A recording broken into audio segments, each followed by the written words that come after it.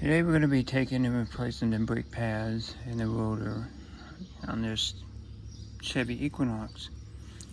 It's size 14 wrench you'll need for this. The top two bolts here, and then back here for the bracket itself is size 15 metric. One here and one here. You're going to need a breaker bar. Get in there to be able to get this loose because it's nice and tight. And this screw here, the T30, and it also, I believe it's holding this, I'm not sure, but we'll find out here in a second. I'm gonna get this screw here off. I've already gotten these screws here loose. Definitely want to work with the jack stand, and yeah.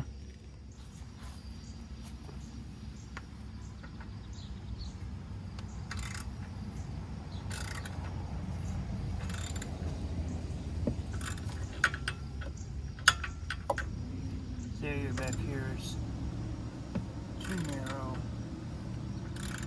for impact wrench.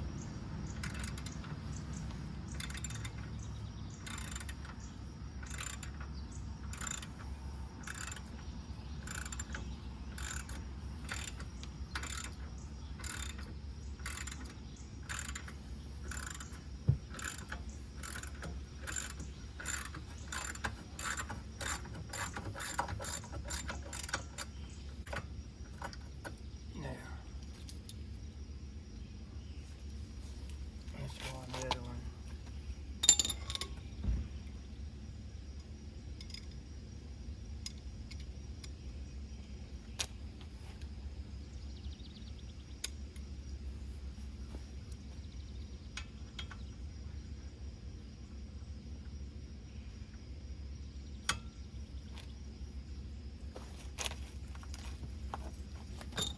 There we go.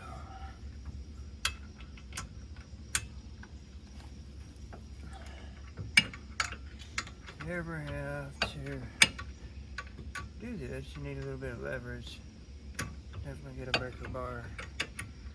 It's heaven sent, trust me.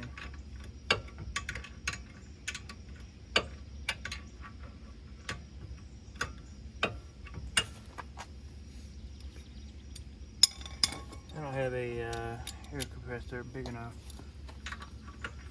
to handle this, so it's all manual tool for me.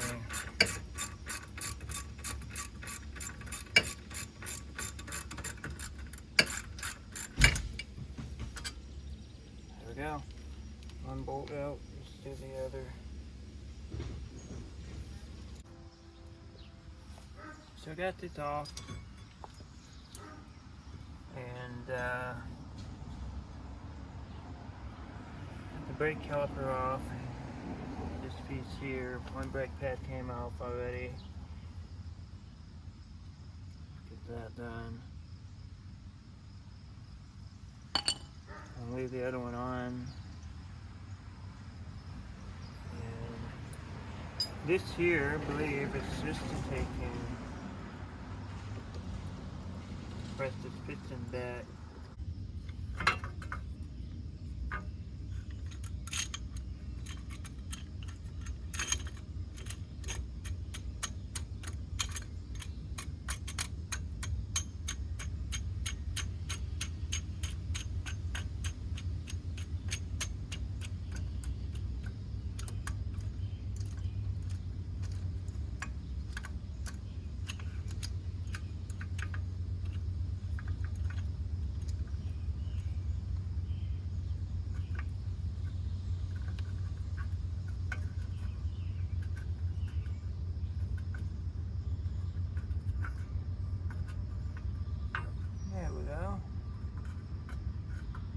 Putting the stuff back onto it, brake pads will be easy. Kind of want to take and change the rotor while I'm at it. I think I have to take that screw off. It's going to be a test pretty well here with the rest. And in order to get the rest of the part off, the rotor, you have to get this screw here. I'm just going to take and use this as leverage to hold on to it. I'm tired of washing my hands, and I'm not going to wear no gloves. Might have to get a little impact wrench on there and do it. It's a very shallow screw, it seems. That wasn't too bad. It wasn't bad at all. So T30 screw.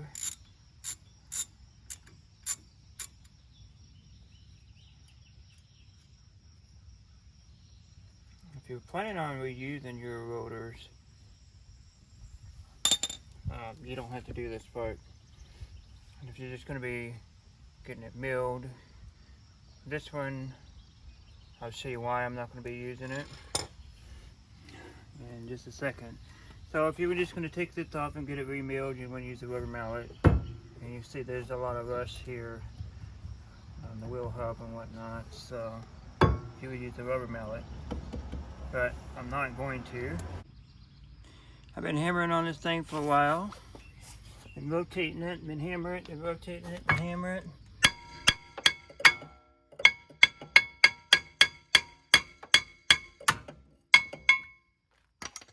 Jeez.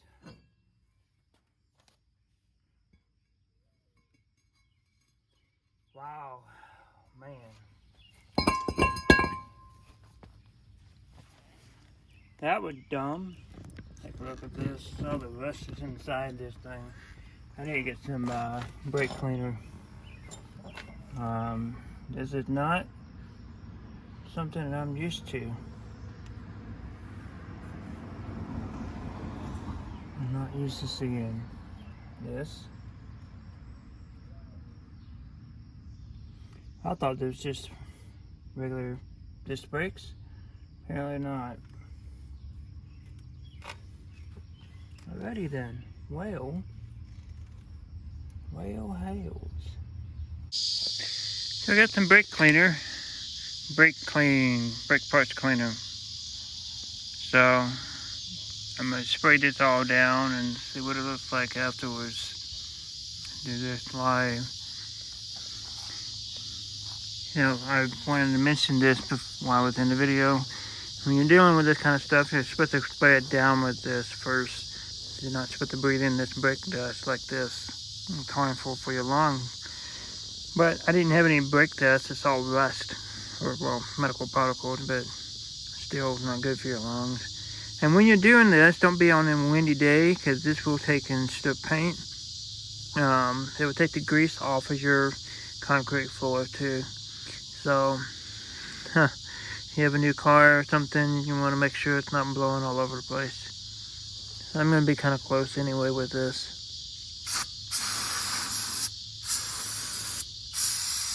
It stinks too.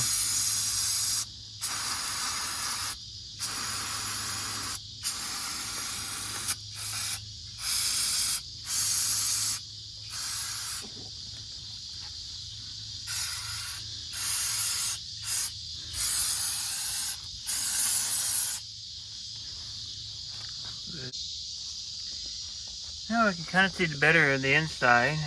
I can see the thread and bolts and whatnot. Still be able to take and probably replace this whole housing. I'm not sure exactly how hard that would be, but doesn't seem like it'd be too hard. One big bolt down there, one bolt right there in the center, and this bolt right here, that's all pulled off. And probably another bolt down here to the right. Yep. You got all these bolts here that are attached. So, I'm just going to focus on the wheel hub. I'm still waiting on the brake cable to come in. So, well, we got the cable in. So now I'll take this stupid wheel bearing hub off. You need a 13 mil. And there's 4 bolts in the back, and I'll show you where that's at. There's also this plug here, you'll see, right behind the housing. And I think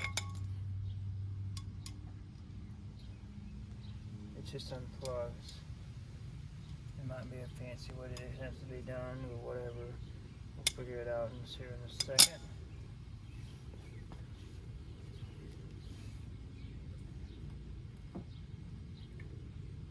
Yep. Get you in on a closer look here. So,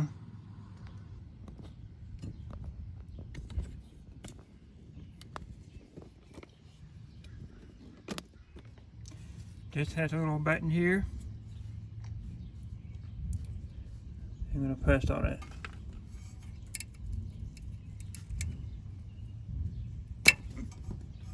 Voila.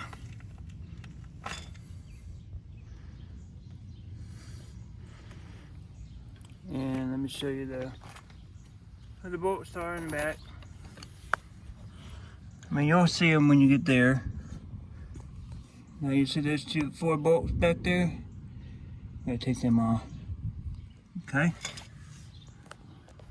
I'm going to use my breaker bar and 13mm socket, and we'll get in there and hopefully be able to get to that.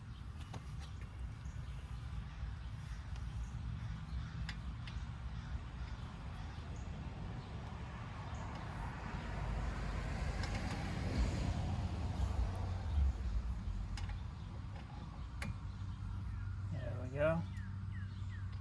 And try to get in down here.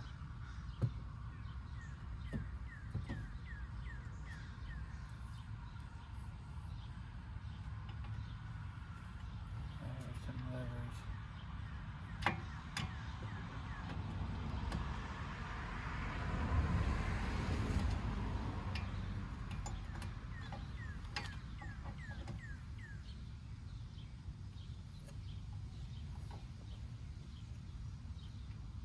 Hard to see when you don't see it. I'm on it now. There we go. Let's see how tight it is. Oh, it's not, surprisingly, it's not that tight. Wow.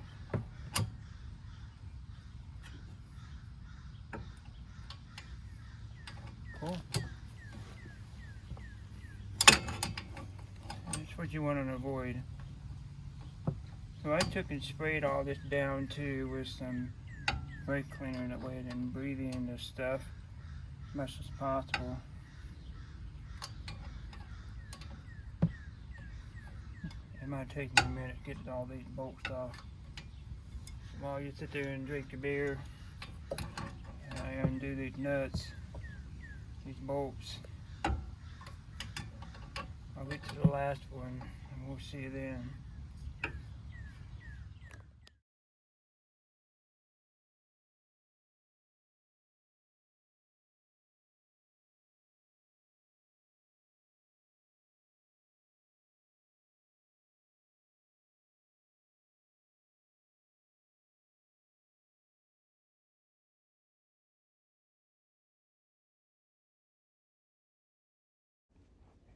Here's the view from the back. So you can see where the bolts are.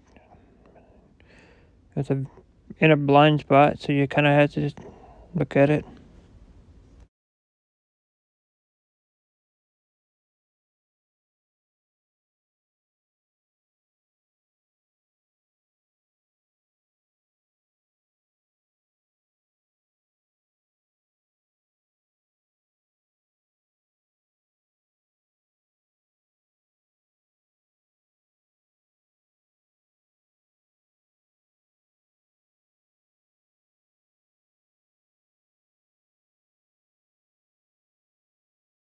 Thought this was neat to share and add. Wash the bolt and the threads.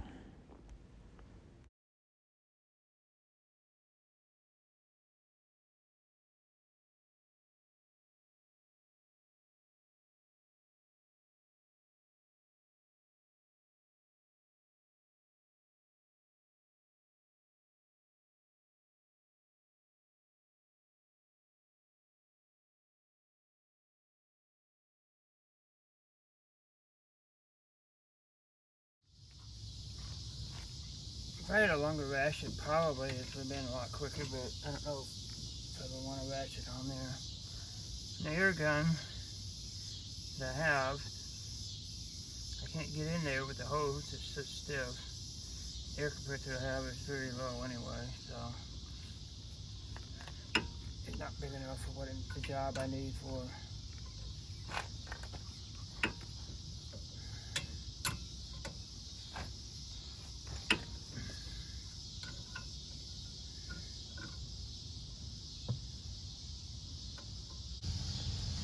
Well, I didn't get the removal on video, but you can pretty much tell that you have to remove the floor bolt and that whole unit will come out.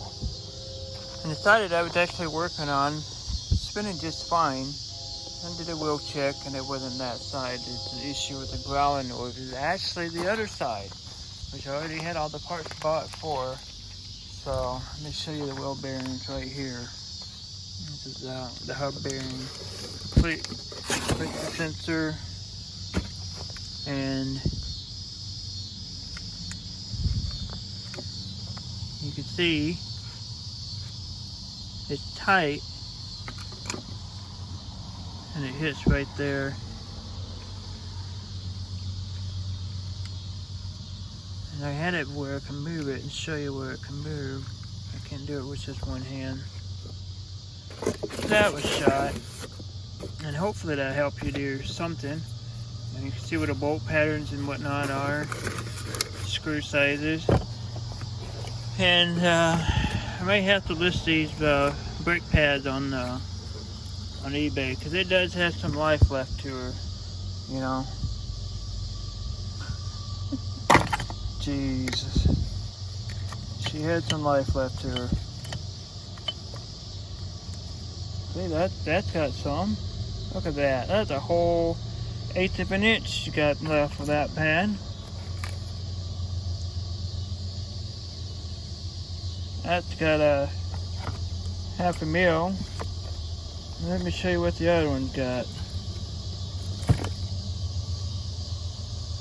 Yeah, she's, you know, you might get another day out of that one, but this one, man, you can go for a mile, and that's about it. Well, hopefully this helps you in your video, knowing what parts you need. Let me go in the book and show you what the torque per pound and all that stuff is for all this. Right here, caliper mounting bracket bolts. It is, so this one's a 2012. For the rear, it would be 92 pounds, foot-pounds. Now, if you just had the mounting bolts, these are the bracket bolts. 20 pounds for the mounting bolts. And let's see here, I don't see nothing else for, unless they're calling it the wheel cylinder. We'll get to that in just a second.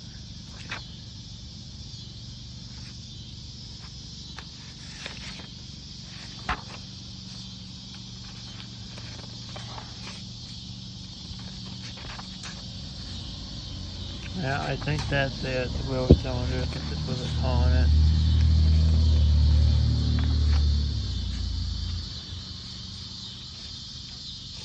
Well, at least now you got some information. You can pause the video if you want to read it or anything like that. I'll have this in 1080. Should be able to see something. If not, you may have to go and buy this for like 25 bucks. Thanks for watching, guys. We'll see you next time.